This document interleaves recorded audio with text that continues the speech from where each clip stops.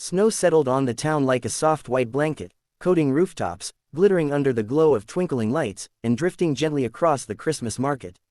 Couples walked hand in hand, children ran around with candy canes, and carolers sang near the fountain, their voices warm despite the freezing air. But Emily Carter, standing alone beneath the towering Christmas tree, felt none of the season's magic. She checked her phone for the 6th time in 4 minutes. 7:03 p.m. He should have been here. Her breathing puffed clouds into the cold air. She had worn her best winter dress, navy blue with silver embroidery that sparkled like snowflakes, along with her favorite red scarf. Her coworker, Jenna, had practically sworn on her career that the man she was setting Emily up with was sweet, mature, and romantic. Maybe he's stuck in traffic, Emily told herself.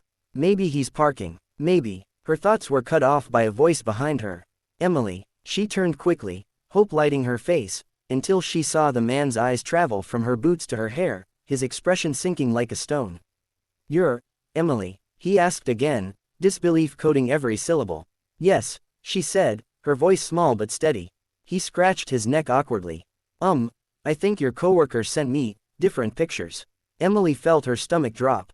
"Those are me. Just normal pictures." He forced a strained smile. "Right. Look, I don't want to waste your time. You seem nice, but I'm looking for someone more athletic." The word hit her harder than she expected. She knew she wasn't model thin, but she had hoped, just once, that someone would see more than her appearance. Emily nodded, even though her chest tightened. "Thanks for telling me." "Yeah, sorry." He backed away, relief on his face as if escaping. Emily watched his figure disappear into the crowd, swallowed by cheerful voices and holiday lights.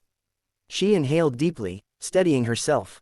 She wouldn't cry, not in public, not on Christmas Eve's Eve. She wrapped her scarf tighter and walked away from the tree, boots crunching softly through the thin layer of snow.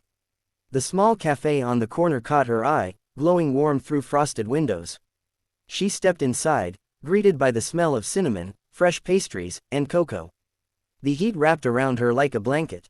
A bell rang overhead as she entered. It was full, families, couples, and groups of friends, but in the corner by the window, she found an empty table. She sat down, grateful for the moment of stillness. A waitress approached with a smile. "What can I get you, sweetheart?" "One hot chocolate, please. Extra whipped cream." "You got it." While she waited, Emily pressed her hands together, trying to push away the sting of rejection. She wasn't desperate for love, but she was tired of trying, tired of hoping, tired of feeling like she didn't measure up. Her hot chocolate arrived, topped with cocoa powder and a candy cane stirring stick. She lifted it to her lips, but froze at the sound of tiny footsteps approaching her table. Emily looked up. A little girl, about 5 years old, stood beside her. She had soft brown curls, rosy cheeks, and mittens shaped like reindeer. She stared at Emily with wide curiosity. "Hi," the girl said. Emily blinked. "Hello." Without hesitation, the child pulled out the chair across from her and climbed up, her legs too short to reach the floor.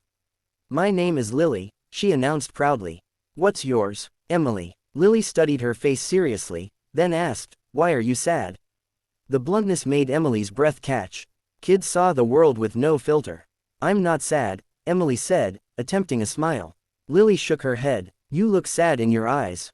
Before Emily could respond, a flustered woman hurried over, nearly tripping over her own scarf. "Oh my gosh, Lily.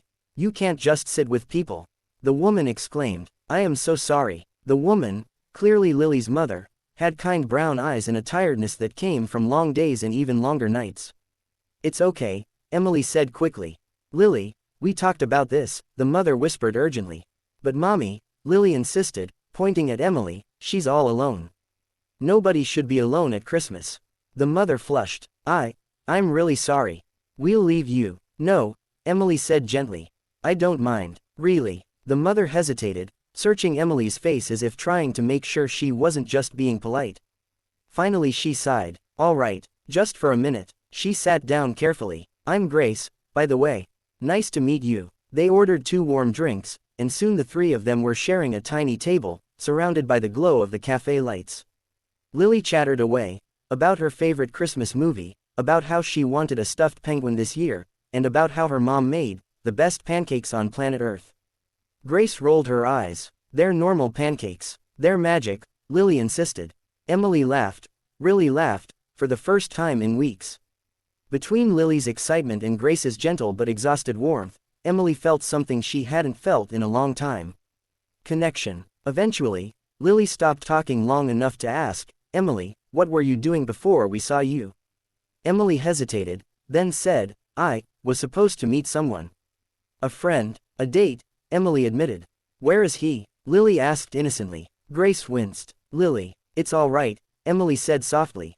"He left." Lily frowned deeply, as though trying to understand something that made no sense. "Why did he leave? You're pretty." The words hit Emily like sunlight breaking through clouds. Grace squeezed her daughter's shoulder. "Some people just don't see what's right in front of them."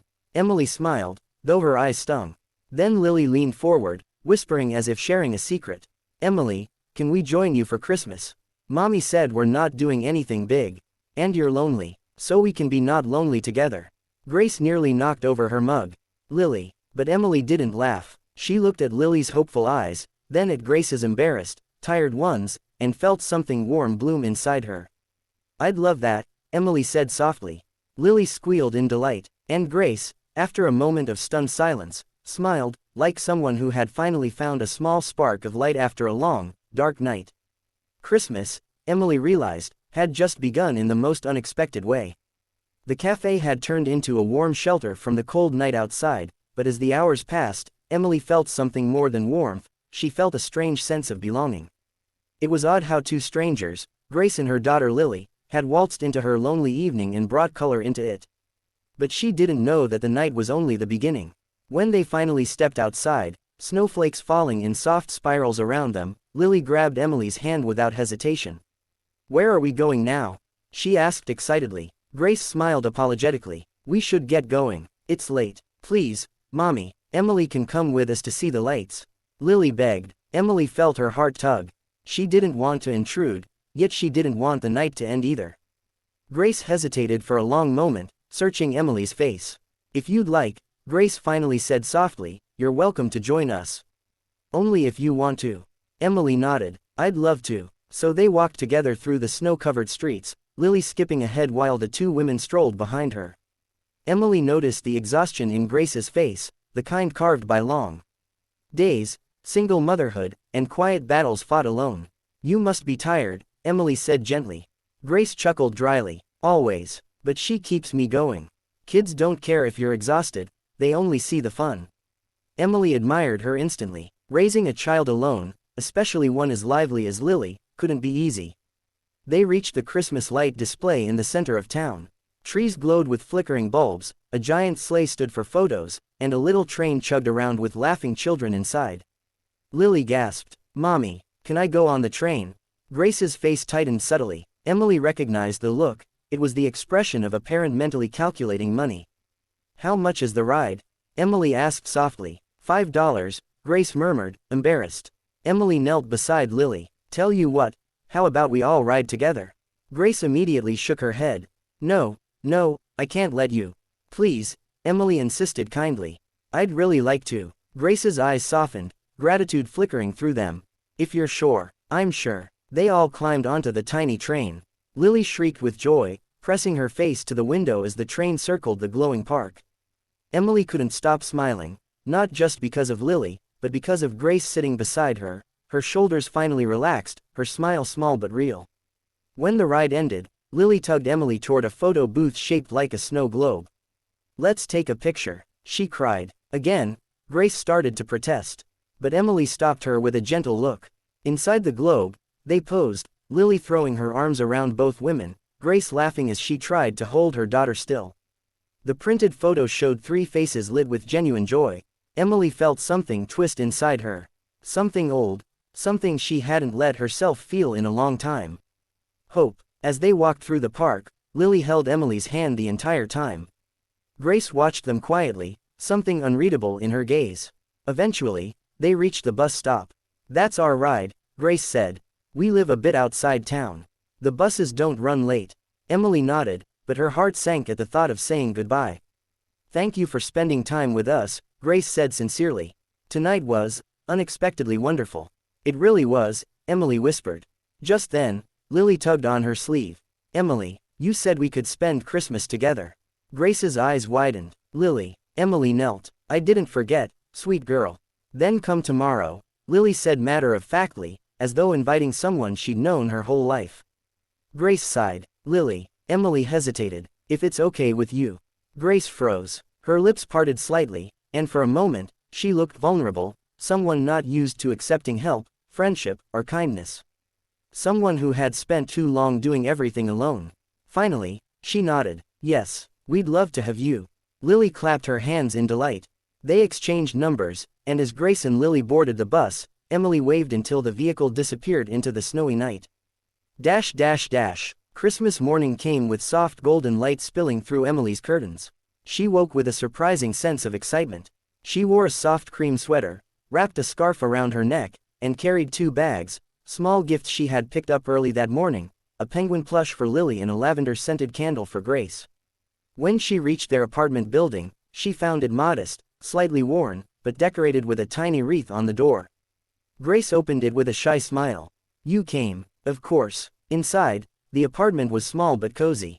Lily rushed toward her wearing fuzzy pajamas with little snowflakes on them.